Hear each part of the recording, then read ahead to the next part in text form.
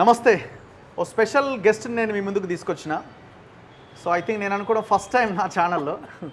ఈ మధ్యకాలంలో అండ్ ఈ 1.5 ఇయర్గా నేను ఏ ఒక్క బీఆర్ఎస్ లీడర్ని కూడా నేను ఇంటర్వ్యూ చేయలేదు. సరే, కారణాలు ఏమైనా ఉండొచ్చు, ఇంకేదైనా కావచ్చు. బట్ ఇప్పుడు వాళ్ళు అపోజిషన్లో ఉన్నారు కాబట్టి సో వాళ్ళ వాయిస్ కూడా అవసరం ఖచ్చితంగా. అండ్ దాంతోపాటు వాళ్ళని క్వశ్చన్ చేయాలి, అధికారంలో ఉన్న వాళ్ళని కూడా క్వశ్చన్ చేయాల్సిందే, అడగాల్సిన వాళ్ళని అడగాల్సిందే క్వశ్చన్స్. మాట్లాడదాం. నా ముందు రసమాయి బాలకిషన్ గారు ఉన్నారు, మానకొండూరు మాజీ ఎమ్మెల్యే. 2 సార్లు ఆయన ఎమ్మెల్యే అయ్యారు. సో 10 సంవత్సరాలు ఎమ్మెల్యే, ఇప్పుడు ప్రతిపక్షంలో ఉన్నారు. నమస్తే అన్న. నమస్తే. ఎట్లున్నారు? ఫైన్ ఎట్లున్నావో చూస్తున్నావు కదా. తెలంగాణ నన్ను ఎట్లున్నావు అని అడిగినావు, ఎట్లున్నావు కూడా చూస్తున్నావు తెలంగాణ. ఓకే. సో 10 ఏళ్ళ పాలన, సంవత్సరం పాలన ఎట్లా కంపేర్ చేస్తారు? ఇప్పుడు నన్ను చెప్పమనంటే నాకు అనుకూలంగా చెప్తాను మీరు అనుకుంటారు. ఒక ఇంకోటి నువ్వు సీనియర్ జర్నలిస్టు, తెలంగాణ దుఃఖాన్ని చూసినావు, తెలంగాణ సంతోషాన్ని చూసినావు, తెలంగాణలో మార్పు మొదలు కూడా ఇప్పుడు మళ్ళీ చూస్తూ ఉన్నాము. ఇప్పుడు ఎట్లా ఉందో 10 సంవత్సరాలలో కూడా కలగనటువంటి ఇబ్బందులను కానీ దుఃఖాన్ని కానీ ఒక సంవత్సర కాలంలో మీరు చూస్తూ ఉన్నారు. ఏ ప్రజలను అడిగినా కూడా అయ్యో గిట్ల అయిపోయా ఏముంది, గిట్ల అయిపోయా ఏమున్నది, అప్పుడే మంచిగా ఉండే కదా, అప్పుడే మంచిగా ఉన్నది కదా అని ఎవరి నోట విన్నా కూడా ఇలా పాట రూపంలో పాట లెక్క పాడుతూ ఉన్నారు. అప్పుడే మంచిగా ఉండే అనేది. ఇది నా వాయిస్ కాదు. మీకు కూడా ప్రజల నుంచి వస్తున్నటువంటి ఇటీవల జరిగినటువంటి అనేక మంది మాట్లాడిన మాటలు కానీ మీరు చూస్తుంటారు. సో 10 ఇయర్స్లో కనీసం మాట్లాడే అవకాశం కూడా దొరకలేదు. ఇప్పుడు అవకాశం దొరుకుతుంది అని ఫస్ట్ వాళ్ళు ఆ పాయింట్ని ప్రధానంగా మెన్షన్ చేస్తున్నారు. అది తప్పుడు, నేను అంగీకరించను. ఎవరైనా పాలకుడు అయినా కూడా కలిసిన వాళ్ళు మాట్లాడాలని పోయే వాళ్ళకు తప్పకుండా అవకాశాలు ఉంటాయి. ఒకసారి కాకుంటే రెండవసారో అప్పుడున్నటువంటి పరిస్థితుల మధ్యన ఉంటాయి. మాట్లాడేదాని కోసం కూడా వెళ్ళలేని వాళ్ళు కూడా, ఇంటికాడ కోసం కూడా నన్ను గలవపాయ అనే వాళ్ళు కూడా ఉంటారు. అది జస్ట్ మనుషులకు ఉన్నటువంటి ఈగో కావచ్చు, జెలసి కావచ్చు, ఇంకోటి కావచ్చు, మనిషి నచ్చకపోయినప్పుడు ఏదైనా మాట్లాడే పరిస్థితి ఉంటుంది. నేను కూడా అడుగుతా ఉన్నా, మరి సంవత్సరాల కాలంలో అవుతున్నది, ఎంతమందిని కలిసిండు రేవంత్ రెడ్డి?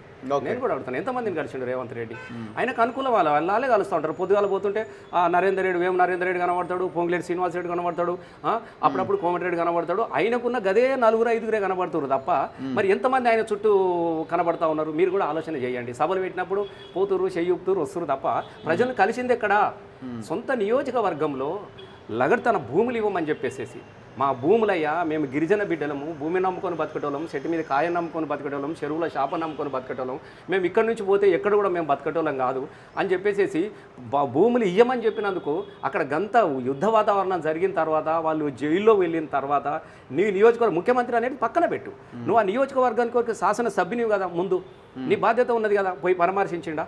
కనీసము గుండెపోటు వచ్చి జైల్లోకి ఉంటే బర్లను, ఎడ్లను, పశువులను గుంజుకపోయినట్టుగా, పగ్గమేసి గుంజుకపోయినట్టుగా బీడీలేసి తీసుకపోయినటువంటి వ్యక్తి మరి వెళ్ళి వాళ్ళని కలిసిండా? నేను కూడా గదే అడుగుతా ఉన్నాం. ఇంతకన్నా నీకేముంటుంది చెప్పు? కనీసం నీకు ఓట్లు వేసినటువంటి బాధితులను కూడా కలవలేనటువంటి పరిస్థితి అయితే మనకు కనబడుతుంది కదా. నేనేమంటే ప్రజలకు కూడా మాట్లాడే స్వేచ్ఛ దొరికింది ఇప్పుడు అని అంటున్నారు. ఎప్పుడు లేదు. అంతకుముందు నిర్బంధం ఉంటుండే, మాట్లాడితే లోపలేస్తుండే, మాట్లాడితే ఇప్పుడు లోపలేతలేరా? మాట్లాడితే ఎంతమంది జైలు వెళ్ళారు? ఇప్పుడు ఎంతమంది జైలుకి పోతలేరు? మాట్లాడితే లోపల కాదా? భూములు ఇయ్యనందుకు జైలు వేసింది ఇది మాట్లాడినందుకే కదా. వాళ్ళు ఏం పాపం చేయలేదు, ఎవరిని సొమ్ము గుంజుకోలేదు, ఏది లేదు కదా. ఎక్కడైనా గట్లనే ఉంటుంది. నేనేమంటున్నా అంటే అప్పటికన్నా కూడా ఇంకా ఎక్కువ నిర్బంధం. ఇప్పుడు ఏందనంటే ఒక రకమైనటువంటి మార్పులో ఉన్న వాళ్ళు కొందరు లోపల బాధ ఉన్నా కూడా పైకి చెప్పలేకపోతున్నారు తప్ప మనం అనుకున్నంత ఇదేం లేదు. ఎక్కడన్నా ఏడ పర్మిషన్ మనం చూసిన ఆశలు, అసలు మీరు చూస్తారు కదా, ఆశలకు 9,000 చేసిరు, 4,000 మురేవాళ్ళు, 18,000 రూపాయలు మేము ఇస్తామని చెప్పేసి వీళ్ళే మేనిఫెస్టోలో ఆశలకు ఆశ పెట్టారు కదా. సోనియా గాంధీ పుట్టినరోజున ఒకవైపు తెలంగాణ తల్లిని ఆవిష్కరించుకుంటూ, అయ్యా ఈ రోజన్నా, ఆమె పుట్టినరోజన్నా, ఎవరైనా పుట్టినరోజు పోతే దగ్గర పోయి, అయ్యా నీ పుట్టినరోజు కదా, మాకేమన్నా సాయం చేస్తావా అని అడుగుతూ ఉంటారు. అట్లా ఆశలు వస్తూ ఉంటే గుంజి కొట్టి జైలు వేసిరు. నువ్వే చూసినావు కదా, మన దాంట్లో కూడా మనం చూసినాం కదా. జైలు వేసేసి హాస్పిటల్లో పడిపోతే కనీసం పలకరించడానికి కోసం ఒక మనిషి పోయిండా? మీకు ఇది ఇస్తామని చెప్పిరా? ఏది ఎక్కడ ఉంది చెప్పండి? ఏ నిర్బంధం ఉన్నది? ఎక్కడ కనపడుతుంది? ఇప్పుడు ప్రభుత్వం తప్పులు చేస్తున్నా 10 ఏళ్ళుగా మీరు చేసిన దానికి మాట్లాడే నైతిక అర్హతని, హక్కుని మీరు కోల్పోయారని ఏమని అనిపిస్తుంది? నేను ఒకటి, ఎప్పుడు కానీ గాయాలు, గతాన్ని గుర్తు చేసుకొని వర్తమానంలోకి వెళ్ళిపోతారు ఎవరైనా కూడా. ఒక 10 సంవత్సరాలలో కొన్ని జరగవచ్చు. నేను మొత్తం ఇక ప్రపంచం మేము ఇట్లా చేసినాము ఆహా ఓహా అని కూడా నేను అనట్లేదు. తప్పులు చేశారని మీరు ఒప్పుకుంటారా అట్లీస్ట్? అంటే కొన్ని చేయాల్సినవి చేయలేదని చెప్తా ఉన్నాను నేను. కొన్ని చేయాల్సినవి చేయలేదు, కొన్ని అవసరం లేని కొన్ని మనం చేయగలిగినాము. అంటే పాలన వెసలుబాటు బట్టి మనం కొంత మంచి చేసినా కూడా ప్రజలు దాన్ని చెడుగా భావించుకున్నటువంటి సందర్భం కూడా మనకు ఉండొచ్చు. ఇప్పుడు గదాన్ని వద్దనే కదా మార్పును కోరుకున్నారు, కానీ మళ్ళీ నువ్వేం చేస్తావు నువ్వు అని అడుగుతున్నా నేను. నువ్వు గదానికే పోతా ఉన్నా కదా, నువ్వు బేడీలు ఎందుకు అంటే మీరు ఖమ్మం లేయలేదా, మరి మేము ఖమ్మం లేతే నువ్వు మొత్తం ఇప్పుడు ఇస్తావా? అది వద్దనే కదా నువ్వు కోరుకున్నది.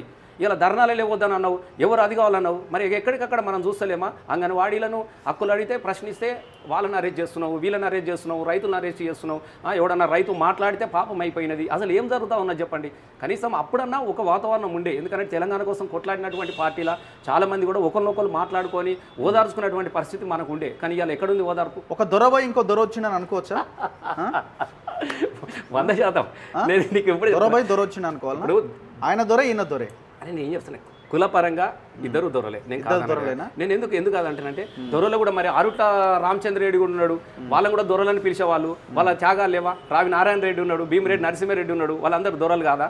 నేనేమంటున్నా అంటే ఇలా చాలామంది ఉన్నారు కదా, ఇలా మొత్తము జీవితం అంతా త్యాగాలతోని సమాజ నిర్మాణం కోసము స్థాపిస్తాని విప్లవాల ప్రతినిధిగా ఉన్నటువంటి ముప్పాల గణపతిరావు దొర కాదా? నువ్వు ఏ విధంగా చూస్తా ఉన్నావు తెలంగాణ కోసం? నేను ఒక్కటి చెప్తా ఉన్నా, దొర ఎవరైనా దొరలే, దొర బాగుండనంటే ఎవరు ఏదైనా మంచి పని చేసినప్పుడు దొరతో పోల్చుకుంటూ ఉంటారు. నేను కాదని ఈయన కూడా చెప్పినట్టు కదా. సరే ఆయన కులపరంగా వెలమ దొర ఎవరు కాదనట్లేరు. ఇక్కడేమన్నాడు, మేము పోలీస్ పటేలం, మా అయ్య జమీందారు, మాకు 5,000 ఎకరాలు ఉండే, మేము పోలీస్ పటేలం అని మీసం దువ్విండు కదా.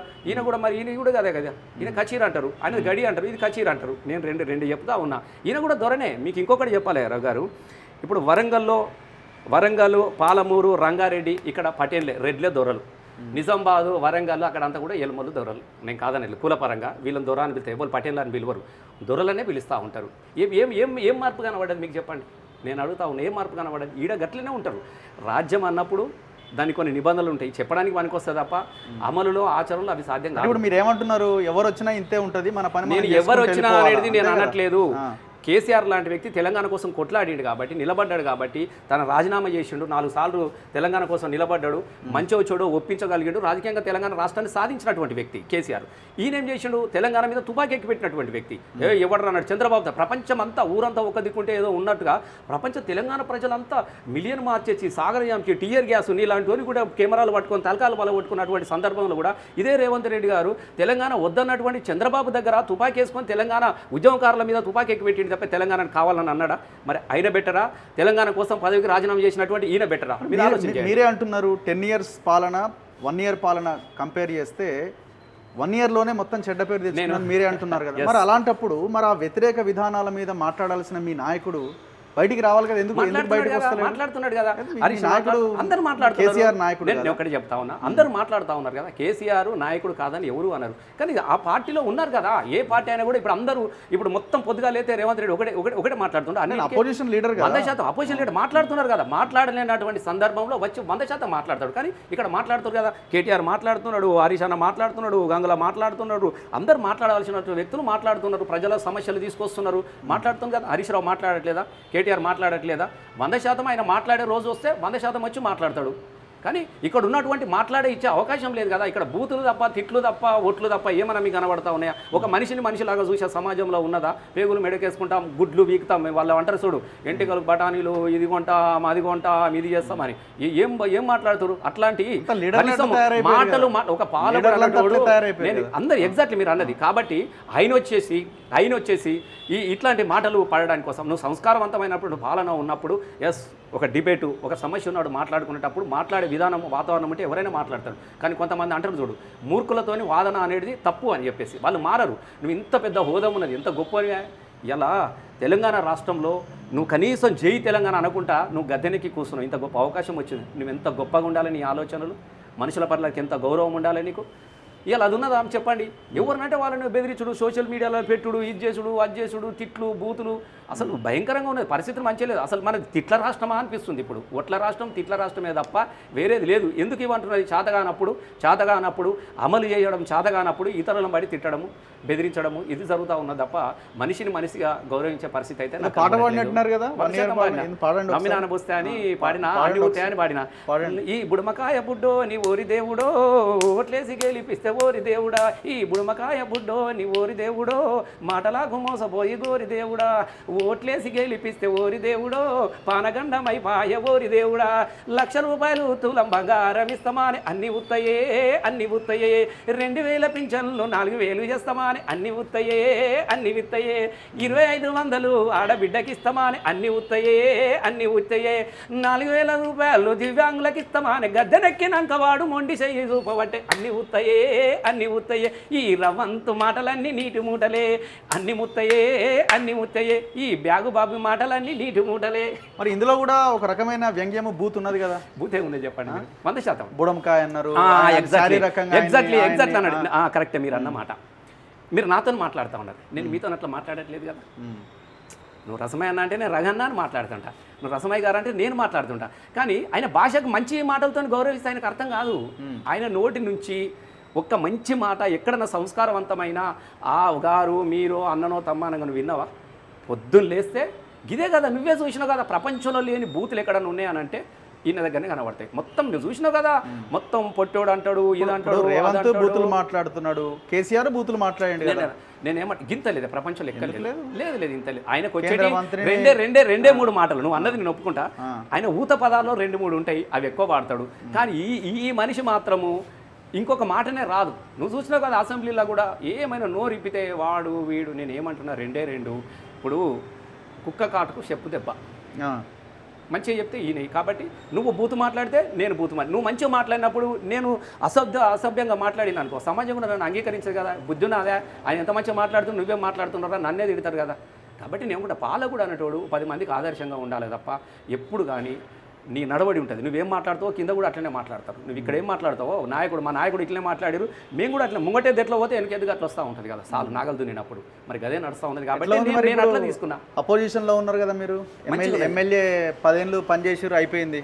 10 ఏళ్ళు కదా, 10 ఏళ్ళు. ఇప్పుడు పదవి లేదు. ఓకే, సలాం కొట్టేటోళ్ళు, నమస్తే పెట్టేటోళ్ళు, ఒకటి సార్ అనేటోళ్ళు ఇప్పుడు లేరు కదా. ఉంటారు, సరే ఉండొచ్చు. మరి మీ మీద గౌరవంతో నమస్తే స్థాయి ఉండదు కదా. 100% ఇంకా ఎక్కువ ఉన్నది ఇప్పుడు, ఇంకా ఎక్కువ ఉన్నది. అప్పుడు మనం బాధ్యతగా కొన్ని విషయాలు కొన్ని మౌనంగా ఉండాల్సి వస్తుంది. మనం ఒక పాలనలో ఉన్నప్పుడు కొన్ని విషయాలను నిక్కచ్చిగా మాట్లాడలేము, స్వేచ్ఛగా మాట్లాడలేము, మంచిదని చెప్పి వెళ్ళిపోతూ ఉంటాం. కానీ ఇప్పుడు గొప్పగా మాట్లాడుకునే అవకాశం కూడా వచ్చినది. ప్రేమలు అనేటివి పదవులతో వచ్చే ప్రేమలు నా దగ్గర లేవు. నేను కళాకారుని మొదటి నుంచి కూడా ప్రజల కోసం పాటలు పాడినా. ఇప్పుడు నన్ను పోయినా కూడా పెళ్లిలో పోయినా కూడా అన్న ఒక పాట పాడిపోయా అంటారు, ఆడ ఆర్కెస్ట్రా కనపడితే. చెక్కి పోయినప్పుడు కూడా బిడ్డ ఒక పాట పాడిపో అంటారు. ఆ ప్రేమలు నాకు నేను అన్న, తమ్మి, బాపు, అమ్మ, తల్లి గివ్వే తప్ప నా దగ్గర ఇంకెట్లేవు. గట్లనే ఉన్నాయి, అంతకన్నా కూడా ఎక్కువ అయిపోయినాయి నాకు. నేను పోతా ఉంటే నేనే పోతా ఒక బాధ అనిపిస్తుంది. అయ్యో బిడ్డ గిట్లా అయిపోద్దని తెలియదు బిడ్డ, అయ్యో నీలాంటి మంచి బిడ్డ గిట్లా అయిపోయి బిడ్డ, ఏమనుకోదు బిడ్డ, మళ్ళీ నువ్వే మాది కొత్త పొరపాటు జరిగింది బిడ్డ అని మాట్లాడుతాడు. నేను ఎక్కడ పోయినా నాకే వాళ్ళని కలవడానికి కోసం, అరే నేను ఏం అనుకోవట్లేదమ్మా, ఏముంది ఇది నాదా, ఏమో రసమై బీజేపీలో పోవడానికి ప్రయత్నం చేస్తున్నాను. ఎందుకు కావాలి? నేను ఏమంటే బీజేపీ దగ్గర నేను ఏమీ చేయలేదు. నీకు 2 విషయాలు, నాకేం అవసరం ఉన్నది, నాకేం తక్కువ. పెద్దపల్లి ఎంపీ టికెట్ అడిగిరా? నేను అడగలేదు, నాకు అవసరమే లేదు. నేను అడిగేది ఉంటే మేమే అడుగుతుంటే అడుగుతారు. అడగడంలో తప్పు లేదు. నేను ఒక్క మాట, నేను అడగాలంటే నేను మన పార్టీ కార్యాలయం అయితే నేను వాళ్ళని అడగాలి. నాకేం అవసరం వాళ్ళ పార్టీతో అడుగుతారు. వాళ్ళు అందరిని అడిగారు, చాలా మందిని అడిగారు. ఇప్పుడు రమేష్ అని అడిగారు, వాళ్ళని అడిగారు. గట్ల నేను నాకున్న సోర్సెస్లో రసమై నువ్వు చేస్తావు అని అన్నారు. నేను చేయనని చెప్పిన. నాకు కావాలనుకుంటే ఈ పార్టీలో లేదా? నేను ఒకటి ఈ పార్టీలో కూడా ఉన్నది కదా. ఇంకోటి ఇక్కడ లేనిది ఇంత గౌరవం ఉంది నాకు. ఇక్కడ లెజెండ్ రసమై బాలకిషన్ ఒక సభ జరిగితే మళ్ళీ రసమై బాలకిషన్ లేదు సభ ఉండదు ఇక్కడ. నేను ఆడొచ్చు పాడొచ్చు, నాకేం అవసరమే వాళ్ళతో. ఇంకోటి అదేం చక్కదనం ఉన్నది, దానిలో ఎవరు ఉన్నారని. దానికి ఇప్పటివరకల్లా ఓ కార్యకర్త దానికి ఏమైనా ఉన్నదా చెప్పండి? విధి విధానాలు లేవు, వాళ్ళ సిద్ధాంతాలు వేరు, అవి మనకు పోసగవి. ఈటల కొంచెం మీకు దగ్గరగానే ఉంటారు కదా, ఉంటాడు.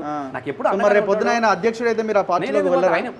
వ్యక్తిగతమైనటువంటి సంబంధాలు వేరు, వ్యక్తిగతమైన సంబంధాలు వేరు, మిగతావి వేరు, పార్టీ మన సంబంధాలు వేరు. అయినా కూడా ఎప్పుడు కానీ అట్లాంటి వ్యక్తి కాదు. నేను ఈటలన్న మనస్తత్వం ఏంటంటే నువ్వు నా పార్టీలోకి రావాలి, నువ్వు రావాలని తీసుకుపోయే కథ కాదు. ఆయన ఇప్పుడు కూడా ఏం కోరుకుంటాడు తెలుసా? మీరు అక్కడ గొప్పగా ఉన్నారు, సంతోషంగా ఉన్నారు, ఇది అట్లా ఉండదు. ఇది దూరపు నుంచి ఇట్లా మస్తు కనబడుతుంది, కానీ దగ్గరికి వస్తే దీనికి ఏమంటే అసలు ముద్దు గులాబీకి ముళ్ళు ఉంటాయని, కింద ముళ్ళు ఉంటుంది. ఇది బీజేపీ గులాబీ పువ్వు లాంటిది, కింద ముళ్ళు ఉంటాయి, అట్లా ఉండదు అని చెప్తాడు. ఆయన ఎవరు నష్టం చేయడు. గులాబీకి ముళ్ళు ఉన్నాయా, కమలానికి ముళ్ళు ఉంటాయా? గులాబీకే ఉంటాయి కదా. నేను ఏమంటున్నానే, గులాబీ దగ్గర నేను ఏమంటున్నా అంటే లేదు ఇక్కడ అట్లాంటి పరిస్థితి లేదు కదా, ఇక్కడ ఉన్నది కదా. ఇంకోటి నా లాంటి వానికి ఏం తక్కువ చేసిండు సార్, 2 సార్లు ఎమ్మెల్యే చేసిండు, సాంస్కృతిక సార్ చైర్మన్ చేసిండు. ఇప్పుడు దీనిలో మొత్తం బీఆర్ఎస్ పార్టీలో ఒక సెంటర్ అట్రాక్షన్లో లెక్క పెట్టే దానిలో రసమై కూడా ఉంటాడు. మీరు ఎట్లా చెప్తున్నారంటే ఇక నా రాజకీయ జీవితం అంతా బీఆర్ఎస్ లో 100% ఇల్లనే. అరే నాకు మంచిగా నేను ఎందుకు నేను రాజకీయ నాయకుడు. పార్టీ ఒకవేళ 2 అయితే మీరు అటో ఇటో వెళ్ళాల్సిందే. తెలియదు నాకు 2గా ఇప్పుడు 2 అనేది ఎందుకు అవకాశం లేదా? అవకాశం లేదు. ఎందుకుంటే 2 ఎందుకనే పదాలు ఎందుకు వస్తుంది? ఒకటే పార్టీ కామనే. ఇప్పుడు ఎక్కడైనా కూడా ఏదో ఏదైనా జరగవచ్చు. నేను ఏది జరగదు, ఇదే ఉంటది, మళ్ళీ వస్తుంది. ఇక నీకు నేను చెప్తా ఉన్నా, ఇదే ఉంటుంది మళ్ళీ వస్తుంది అంతే. పర్లేదు పాపం మీకు ఉంటుంది కదా కొంత ఆశ, ఇది ఇట్లుంటే అట్లుంటే అని. అట్లాంటి ఏమీ ఉండదు, మంచిగా ఉంది. ప్రజలలో నువ్వు అన్నట్టుగా కొన్ని చిన్న చిన్న మిస్టేక్స్ జరిగినాయి, దాన్ని కూడా సవరించుకోవాల్సిన అవసరాన్ని ప్రజలు చెప్పిర్రు. 100% సవరించుకుంటుంది. ఎందుకు ప్రజలే తప్పు చేశారన్న యాంగిల్ ని పదే పదే వినిపించే ప్రయత్నం ఒకటి గుర్తుపెట్టుకోండి, ప్రజాస్వామ్యం కరెక్ట్ కాదు కదా. జనాలు అన్ని ఆలోచించే ఓటేస్తారు. డెఫినెట్ ప్రజలు ఒక మార్పును కోరుకున్నారు. అక్కడ అనేకమైనటువంటి ఆశలు ఉన్నాయి. తర్వాత డిఫరెంట్ యాంగిల్లో ఉండొచ్చు. ముఖ్యంగా తెలంగాణలో ఒక తరం నుంచి కూడా ఒకే కులానికి సంబంధించిన వాటి వేలేరు, అది కూడా కొంత కార్డు పనిచేసింది. తర్వాత ప్రజలు కూడా ఒక మార్పును కోరుకు. ఇప్పుడు ఇంకోటి 10 సంవత్సరాలు కాదు బీఆర్ఎస్, 25 సంవత్సరాలు మనల్నే చూస్తున్నారు. కొత్త పుట్టినోనికి వేరే పార్టీ తెలియదు, బీఆర్ఎస్ కదా. తెలంగాణ ఉద్యమంలో అంతా కొట్లాడి రాజీనామాలు చేసుకుంటే వీళ్ళే నిలబడ్డారు, వీళ్ళే పోటీ ఎమ్మెల్యే అంటే గీళ్ళే, కొట్లాడేటోళ్ళు అంటే గీళ్ళే తప్ప ఇంకో పార్టీ లేడు కదా. 25 ఏళ్ళ నుంచి చూసిర్రు, ఒక్కసారి అవకాశం ఇవ్వండి మార్పు అని అన్నారు. ప్రజలు కూడా చూద్దాం తీ అని అన్నారు. నన్నే అన్నారు, ఓ ముసలి అవ్వ ఏటేసినావు అంటే ఇప్పుడైతే అటేసినట్టే గట్టెందుకు వేసినావు బిడ్డ, అవన్నీ నీకు ఇవన్నీ చేసినా అంటే కాదు బిడ్డ, వాడు 4 సార్లు ఓడిపోయింది బిడ్డ, ఈ ఒక్కసారి చూద్దాం తీ అన్నది. నేను చెప్తాను, నా దగ్గరనే 4 సార్లు ఇప్పుడు గెలిచిన వాళ్ళ లీస్ట్ తీయండి, ఒక 10% కూడా కొత్త వాళ్ళు ఉండరు. 4 సార్లు 5 సార్లు ఓడిపోయినలే ఉంటారు మొత్తం కూడా. రసమై లాంటి వాళ్ళు ఓడిపోవడానికి రసమై స్వయంకృతాపరాధం ఏముంటుంది మా దగ్గర? ఏముంటుంది? బాగా సంపాదించారంటారు మీరు? ఏమో నాకు తెలియదు, సంపాదనకి ఇబ్బంది. సంపాదించడం మినిమం ఒక తక్కువలో తక్కువ 50 కోట్లు ఉండొచ్చు. 50 కోట్లు కాదు నా దగ్గర, 5 లక్షలు కూడా లేదు, కానీ 100 కోట్ల ఆత్మధైర్యం నాకు ఉన్నది. నాకు చెప్తున్నా కదా, ఫామ్ హౌస్ లో ఇంటర్నేషనల్ ఎక్కడి నుంచో విదేశాల ఫర్నిచర్ ఉంటుంది అండి. విదేశాలు లేదు, స్వదేశం లేదు, అది ఫామ్ హౌస్ కాదు. నేను బాయికాడ ఏమంటారు, బాయికాడ ఇల్లు కట్టుకుంటే ఏమంటారు నువ్వు చెప్పు? బాయికాడ తెలుగులో ఏమంటారు? బాయికాడ దొడికాడ ఇల్లు అంటారు, బాయికాడ ఇల్లు అంటారు. దానికని అంతా లేదు, నాకు ఇష్టమని చెప్పేసి 100% చెప్తున్నాను. నాకు 20 ఎకరాలు ఉంది, చిన్న ఇల్లు ఉంది, నియోజకవర్గం సెంటర్ అవుతుంది అని చెప్పేసి నేను అక్కడ కట్టుకున్నా. నేను ఆన్నే ఉంటా, వ్యవసాయం చేసుకుంటారు, మా ఫ్యామిలీ ఉంటే అంతా నాది అగ్రికల్చర్ బేస్డ్ వ్యవసాయం. నాకు ఏం అందులో ఇంకోటి ఏం లేదు. నా దగ్గర పైసలు ఉంటే కూడా నాకు దాచుకోవడం తెలియదు. పైసలు ఉన్నదానుకో 2009లో జై తెలంగాణ సినిమా తీసిన, తుపాకి రామడి తీసిన, సినిమాలు పెట్టుకుంటా, ఈ ప్రోగ్రామ్ క్యాసెట్లు తప్ప నాకు అంత పెద్ద అవసరం కూడా లేదు. ఏం చేసుకుంటే ఏమీ లేదు. రసమై ఉన్నాడు, మళ్ళీ ఉంటాడు అంతే. ఈ సంపాదనలు గింపాలు నాకు తెలియదు వాస్తవంగా. ఎలక్షన్లో పెట్టుకోలేదా 10 కోట్లు 20 కోట్లు? ఇక ఎన్ని పెట్టినాం అనేది అది కామన్ కాదు. నేను దాని గురించి మాకు పెట్టి అంత సారే చూసుకుంటాడు. మాకు మంచి అయినా చెడు అయినా భూ అయినా ఏదైనా పార్టీ ఆయనే సారు. నేను చెప్తున్నాను కదా, మేము మా కుటుంబ సభ్యులము, మా మంచిని చెడు పోషణ అంతా కూడా సారే చూసుకుంటాం. ఒక విషయం చెప్పండి, మీరు అన్నారు కదా ఇప్పుడు అన్ని దొరల పార్టీలే ఉన్నాయి. ఇక మనం ఓపెన్గా మాట్లాడితే అన్నీ వాళ్ళకి సంబంధించిన పార్టీలే ఉన్నాయి. మీ పార్టీ అయినా ఇంకో పార్టీ అయినా ఇంకో పార్టీ అయినా అధ్యక్షులు అధికారం వాళ్ళ చేతిలోనే ఉంది. రసమై ఎంత అందులో? రేపు పొద్దున రసమై కాకుండా ఇంకొక రోజున వచ్చి నేను పెట్టుకుంటే 30 కోట్లు అంటే అటుపోతుంది టికెట్. రసమై ఏం జెండా ఎత్తుకొని, రసమై ఏమి ఆయన ఆకాశంలో. నీకు 2 విషయాలే, ప్రజలకు నచ్చినప్పుడు పైసలు పనిచేయి, గుర్తుపెట్టుకోండి. ప్రజలకు నచ్చినప్పుడు పైసలు పనిచేయి. ఒక సిస్టమ్ ఉంటుంది, ఇస్తే ఇస్తారు కావచ్చు, అవసరాలు ఉంటాయి కావచ్చు, ఇంకో రకమైనటువంటి అది ఉంటుంది కావచ్చు. దాన్ని మనం ఎట్లా అనుకుంటాం చెప్పు? పార్టీలో చెప్పిన పని చేయాలి. మనకి ఏదైనా అభిప్రాయం ఉంటే చెప్పాలి. దానిలో అప్పుడున్నటువంటి అవసరాలు బట్టి, అవసరాలు ఏర్పడడాన్ని బట్టి రాజకీయాలన్నీ మారుతూ ఉంటాయి. మీరు మాత్రం చూడలేదా? ఇప్పుడు అందులో వివేక్ గారు ఉన్నారు, బీజేపీలో ఉండే, లాస్ట్ నాడు అక్కడ పనిచేసిన కాంగ్రెస్ కాదని కండవ కప్పలేదా? ఇంకోళ్ళు గెలవలేదా? రాజగోపాల్ రెడ్డి బీజేపీలో ఉండే, టక్కన వచ్చి వేయంగానే ఆయన కాలేదా? ఇంతెందుకు రేవంత్ రెడ్డి గారే, ఎవరు అవసరం లేదు మనకు. ఏ పార్టీలో ఉన్నాడు? వీడు ఎప్పుడు సొందో కొట్లాడుతారు. 40-50 సంవత్సరాలు కలిగినటువంటి కాంగ్రెస్ పార్టీకి పెద్ద మనుషులు అయిన దానికి కాందానికి ప్రతిపక్షంలో బట్టి ఉండే ఇవన్నీ ఉన్నాయి కదా, ఇట్లా వచ్చి కొట్టుకొని పోయి కూర్చోలేదా? కాబట్టి రాజకీయాలు అనేవి మార్పులు సహజము, అనివార్యము. అప్పుడున్నటువంటి పరిస్థితులను బట్టి రాజకీయాలు మారుతూ ఉంటాయి. దాన్ని మనం ఏం అనుకోవాల్సిన అవసరం కూడా లేదు. సో ఇప్పుడు మీరు గుర్తించిన కళాకారులను మేము గుర్తించినామని ఒక 9 మందికి రాష్ట్ర ప్రభుత్వం వాళ్ళని కొన్ని ఇచ్చి సత్కరించే అలా అనుకుంటున్నట్టుంది, ప్రకటన జారీ చేశారు. దీన్ని ప్రకటన ఎట్లా జారీ చూస్తున్నారు చేశారు, మీరు? జీవో నేను ఏం చూడట్లేదు. ఇప్పుడు వాళ్ళు ఏమనుకుంటున్నారు, ఆయన ఏమనుకున్నారు, ఇలా గద్దర్ అన్న పేరు మీద గద్దర్ అన్న పేరు మీద బిజినెస్ చేస్తూ ఉన్నారు. గద్దర్ అన్న జీవితం అంతా ఇందిరాగాంధీకి కాంగ్రెస్కి వ్యతిరేకంగా కాంగ్రెస్ ఓడో నీ కబడని ఇది తెలిసిపోయే కాంగ్రెస్ వామ్మో ఓసో అని అమ్మ అన్నప్పుడు మా గద్దరాన్ని ఇట్లా బట్టి ఎగరలేదు మా వెనక. నేను ఏం చెప్తా ఉన్నా, చివరిలో ఏం చేశారు, వాళ్ళకు ఎవరు లేరు, మొత్తం కళాకారులు అన్నీ ఎక్కిపెట్టిన గలలే కదా. వాళ్ళు ఇస్తారన్న తెలంగాణ వెనకకి తీసుకుపోయినప్పటి నుంచి అది సురువు అయిపోయింది కదా. ఇవన్నీ అయిపోయిన తర్వాత ఇలా అవార్డులు అనేటివి అంతకుముందు కాలేజ్ అవార్డు ఇవ్వలేదా కేసీఆర్? 580 మందికి ఉద్యోగాలు ఇవ్వలేదా కేసీఆర్? అవతరణ దినోత్సవంలో కళాకారులను సన్మాని గౌరవించుకుంటలేమా, 1,00,000 పదాలు ఇచ్చుకుంటా. కొత్తగా ఈయన ఏదో పెట్టుకొని ఆయనకు అనుకూలంగా ఇంటర్నల్గా పాటలు రాసిర్రు కాంగ్రెస్కు. ఇంటర్నల్గా వీళ్ళు ఇప్పుడు ఎవరైతే ఈ ప్రజా కౌలు 9 మంది వాళ్ళేనా? 100%. 9 మంది కౌలు కారు కదా పాపం. యాదగిరి సారు గొప్పోడు ఆయన. మేమేమన్నా పాప యాదగిరి సారు పైసలు కోటి కాదే, ఆయన నిర్మించినటువంటి దండం పెడితే చాలు. ఎవరు రేవంత్ రెడ్డి గారు వెళ్ళి జోహార్ అంటే చాలు, అవి వందల వేల కోట్లు, వెలకట్టలేని వేల కోట్లు యాదగిరి సార్కు. మిగతా వాళ్ళు 2-3 జర్నలిస్టులు కళాకారులు ఎవరు, అశోక్ తేజ, జయరాజు, అందశ్రీ, గూడ అంజన్నకు మనం అవతరణ దినోత్సవంలో కూడా మనము ఇంత ₹1 ఇవ్వకపోవచ్చు, కానీ ఆయనను కూడా గౌరవించుకున్నాము. కాలేజ్ అవార్డు వెంకన్నకు వచ్చింది, కాలేజ్ అవార్డు జయరాజానికి వచ్చింది, వీళ్ళందరికీ కూడా వచ్చినాయి కదా. వీళ్ళందరికీ ఇంటర్నల్గా అందశ్రీ గారు ఇంటర్నల్గా వీళ్ళు పాటలు రాశారు కాబట్టి ఈ విధంగానన్నా వాళ్ళకు రుణం తీసుకోవాలని చేసే ప్రయత్నం తప్ప మస్తు మంది రాసిన వాళ్ళు ఉన్నారు. ఇప్పుడు మస్తు మంది పాటలు రాసిన వాళ్ళు ఉన్నారు. కొత్త పోరగాళ్ళు అయితే అసలు బీభత్సం అయినటువంటి పాటలు రాసిన పిల్లలు చాలామంది ఉన్నారు. ఎవరున్నారు దానిలో? ఎవరైతే ఆయనకు అనుకూలంగా కచేరీల పాటలు ఎవరైతే పాడుతున్నారో, కచేరీల కవిత్వం ఎవరు రాస్తారో వాళ్ళకి ఇచ్చుకొని దానిలో తప్పే ఉన్నది. ఇంకా 100 మందికి ఇచ్చుకొని మేమేం మళ్ళీ మాకు తోచినంత వరకు గౌరవించుకున్నాం. మాకు తోచినంత మందికి కళాకారులకు ఉద్యోగాలు ఇచ్చుకున్నాం, తప్పులేదు. నువ్వు ఇంకొక 1000 మంది పిల్లలకు ఉద్యోగాలు ఇవ్వి, ఇంకో 1000 మందికి అవార్డులు ఇవ్వి, దాంట్లో ఏమున్నది దాంట్లో. కాబట్టి ఆ విషయంలో రసమైన బాగా టార్గెట్ చేస్తుంటారు కదా. చేస్తారే చాతగానోడు చేసే పని, చాతగానోడు చేసే ఉద్యోగాల విషయంలో బాగా ఇబ్బంది పెట్టిండు. నేను ఏం ఇబ్బంది లేదు, మీరు వేధించిండని. ఎవరు వేధిస్తారు, ఎందుకు వేధిస్తారు? సారథి కళాకారులు కొంతమంది మీ మీద వారు ప్రకటించారు కదా.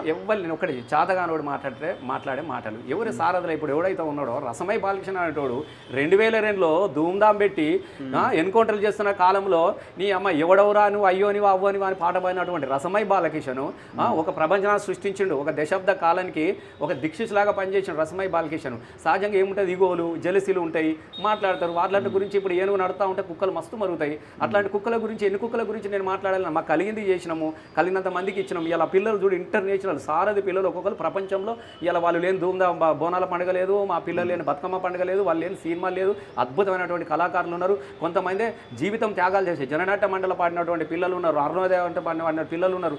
వాళ్ళందరికీ ఉన్నారు. కొంతమంది పనిచేయక చాతగానోడు వాళ్ళ మీద పడేడు, రసమై మీద పడి ఏడవడము. ఒకడు ఉన్నాడు, ఒక పార్టీలో ఉండే వీరులారా వందనం అనుకో పాడుకుంటా కాంగ్రెస్లో ఉన్నాడు, బీజేపీలో పోయిండు, మన పైసలు తీసుకొని బీఆర్ఎస్లోకి వచ్చినాడు, మళ్ళీ కాంగ్రెస్లో పోయినాడు. వాడు వచ్చి కూడా మాట్లాడుతూ ఉంటాడు. ఇక గసంటల గురించి నేనేం మాట్లాడగలుగుతాను? కాబట్టి వాళ్ళకి ఏంటంటే రసమైన 4 మాటలు అంటే రేవంత్ రెడ్డి పిలిచి ఏమన్నా దగ్గరికి తీస్తాడేమో, ముద్దాడుతాడేమో అని చూస్తున్నారు. గంతే తప్ప ఏమీ లేదు, అందులో ఏమీ లేదు. ఎవరు అందరు గసంటలే మాట్లాడుతున్నారు. రేవంత్ రెడ్డి కోసము రారమ్మని అని చెప్పేసి ఎవడైతే పాటలు వేసుకుంటే తిరుగుతూ ఉన్నారో కేవలము రేవంత్ రెడ్డిని మెప్పు పొందడానికి కోసం చేసే ప్రయత్నంలో భాగంగా కొంతమంది ఇంట్లో ఉన్నోళ్ళు కూడా అంటే సారథి పేరు మీద బతుకు తెరువు చూసుకొని ఉద్యోగాలు ఉండి దీనిలో ఉద్యోగాలు చేయకుండా బయట తిరిగేటోడు ఏదో రకంగా రేవంత్ రెడ్డి దీన్ని దగ్గర చేయాలంటే రసమై బాలకృష్ణ పాటలు పాడిండు, బీఆర్ఎస్ సాంస్కృతిక ఉద్యమాన్ని నడిపిస్తాడు కాబట్టి రసమైని తిడితే అరే భలే తిట్టిండా అని ఎక్కడ పిలుతాడో అని ఆశతో తిడుతున్న వాళ్ళే తప్ప సారథిలో ఇంత అద్భుతమైన వాళ్ళు ఉన్నారు. నన్ను దేవుడిగా కొలిచే వాళ్ళు ఉన్నారు. ఎందుకంటే సరే పర్లేదు కేసీఆర్ గారు వారి ఆశీస్సులతోని 100% చెప్తున్నారు రఘుబాయి. ఎవరికైనా ఏమన్నా కానీ ప్రపంచ చరిత్రలో నువ్వు గూగుల్లో చెక్ చేయి 580 మంది ఉద్యోగాలు ఇచ్చేటోడు ఉన్నాడే, ఎవడున్నాడు చెప్పండి? అందులో కొంతమంది ఉంటుండొచ్చు వివిధ కారణాలతోనూ 5-10 మంది ఉంటుండొచ్చు. నేను కాదని నేను అనట్లేను. రాజకీయాలు అన్నప్పుడు రేపు రగే ఉన్నాడు అన్న వీడికి మంచి పాటలు పాడిండే, కష్టపడ్డాడే, తెలంగాణ ఉద్యమంలో నా కెమెరాని మోసిండు, వీడికి పాటలు వస్తాయి కొద్దిగా చూసుకోమనంటే కావచ్చు. కానీ పాటలే లేకుండా ఆటనే లేకుండా ఉద్యమాలలో తిరగకుండా ఎవరికి ఉద్యోగం రాలే కదా. కాబట్టి వాళ్ళ గురించి మనం ఆలోచించడం అనేది నాకంతగా పెద్దగా లేదు. ఓకే, మీకు నచ్చిన ఒక పాటతో క్లోజ్ చేద్దాం. మరి జనాలు పాటించకపోతారే ఇంత దూరం పిలిచి. పర్లేదే నేను చాలా ఇప్పుడు పర్లేదు. తెలంగాణ ఉద్యమంలో నాకు బాగా ఇష్టమైన పాట కూడా అరే నాకు ఎక్కువైన ఇష్టమైన పాట మా గద్దరన్న పాట. పొద్దుతిరుగుడు పువ్వు పొద్దును ముద్దాడే తొలి పొద్దును ముద్దాడే అడవిలో ఎన్నేలమ్మ ఆకుల ముద్దాడే చిగురుటాకుల ముద్దాడే యుద్ధంలో వీరుణ్ణి తుపాకి ముద్దాడే తుపాకి తూటాలు ముద్దాడే ఒరిగిన వీరుణ్ణి భూమి ముద్దాడే రణభూమి ముద్దాడే. నాకు బాగా ఇష్టమైన పాట తెలంగాణ ఉద్యమంలో కాకుండా అన్నప్పుడు అట్లా. సో ఇప్పుడు కేటీఆర్ని అరెస్ట్ చేస్తారట, నిజమేనా? ఏ అవకాశం ఉందా? ఎట్లా మీకేమన్నా మీరు ఎట్లా ప్లాన్ ప్రిపేర్ చేసుకుంటున్నారు? ఇప్పుడు ఈ అరెస్టులకు నిర్బంధాలకు భయపడితే తెలంగాణ రాష్ట్రమే వచ్చేది కాదు. వ్యక్తిగతమైనటువంటి ద్వేషంతో కూడినటువంటి అరెస్టులను సమాజము దాన్ని హర్షించరు, ప్రజలు కూడా హర్షించరు.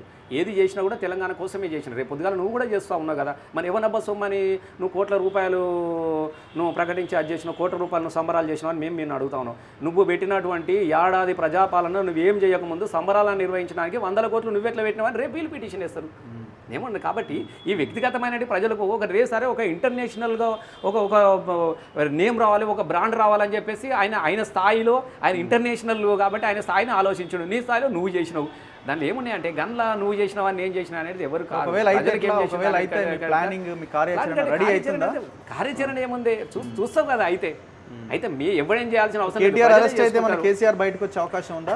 నేనేమంటున్నా, కేటీఆర్ అరెస్ట్ ఎందుకు అవుతాడు? కేసీఆర్ బయటకు రాకపోతే ఏడబోయినాడు. నేను కూడా అనుకుంటా ఓటుకు నోటు కేసులో రేపు రేవంత్ రెడ్డి కూడా మళ్ళీ జైలుకు పోయే పరిస్థితి ఉన్నది. నువ్వు కాదంటావా? కేసు నడుతుంది కదా, రెడ్ హ్యాండ్గా దొరికింది కదా. ఆయన కానీ ఈయన ముంగట పోతుండొచ్చు, చెప్పలేము. అరే ఏమున్నది, మీద వాళ్ళే ఉన్నారు, గవర్నమెంట్ ఉన్నారు. మన ఆదాని అన్నాడు, ఆదాన్ని అలుముకున్నాడు, మళ్ళీ ఇప్పుడు బెడిసి కొట్టింది. రేపు అమిత్ షా తీసుకుని నికాలో అంటే నికాలే. ఏమున్నది, నీవు నిమిషం కాదు తెల్లారి వరకల్లా లోపల కూర్చుంటావు ఓటుకు నోటుల్ని. ఇది ఆల్రెడీ రెడీగా ఉన్నది కదా, బ్యాగుతో రెడీ ఉన్నది కిట్టు. ఏమంటే చెప్ప అనుకోవడానికి ఏముంటుంది దానిలో. ఇప్పుడు మీరు ఎవరి లైన్లో ఉన్నారు? ఇప్పుడు కేటీఆర్, హరీష్, కవిత, అందరు లైన్ ఒకటే. బీఆర్ఎస్ అందరు లైన్ ఒకటే, అందరు లైన్ ఒకటే. పెద్ద ఒక వ్యవస్థ ఉన్నప్పుడు అందరు ఒకటే, అందరు మనుషులే కదా. అంత కేసీఆర్ కుటుంబమే, ఎవరికి ఈగో లేవు, అంత కేసీఆర్ కుటుంబమే. 4 కొడుకులు ఉంటే చిన్నోడు పెద్దోడు నడిపోడు చిన్నది అని అనుకుంటారు అంతే తప్ప పెద్దోడా చిన్నోడు ఇట్లా కాదు. మాకు అట్లాంటి పరిస్థితి లేదు, వేరే ఆలోచనలు కూడా ఏం లేదు. అంత కేసీఆర్ మనుషులే. Yes, my boss is KCR, అంతే. ఇంకా అంతకన్నా వేరేది ఏం ఉండదు. కలుద్దామన్నా. Thank you very much. Thank you. ఇది రసమై బాలకిషన్ గారితో స్పెషల్ ఇంటర్వ్యూ. చూస్తూనే ఉండండి మన తొలి వెలుగు.